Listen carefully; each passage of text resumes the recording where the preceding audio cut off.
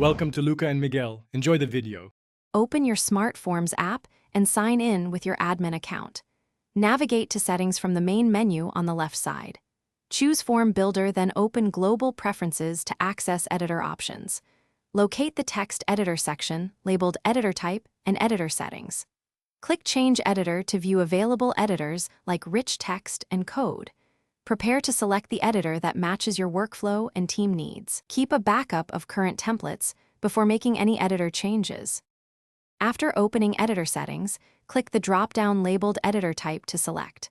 Options usually include rich text, plain text, and HTML code editors for forms. Select rich text for WYSIWYG editing or code editor for raw HTML control. Adjust toolbar options to include formatting, links, images, and tables as needed.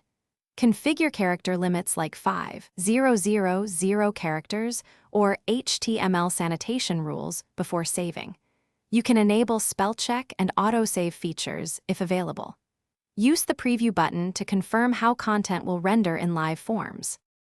After choosing your editor, click Save Changes to apply your configuration. Test the editor by opening a sample form and entering formatted text and code. Use Preview and Publish workflows to verify rendering on desktop and mobile devices. If content looks wrong, clear caches and disable conflicting scripts or extensions first. Revert to the previous editor by restoring your backup templates or using the editor history. Ensure user roles have editor permissions to access the new editor settings and tools. Document any changes and communicate them to your team before rollout. Thanks for watching and please subscribe.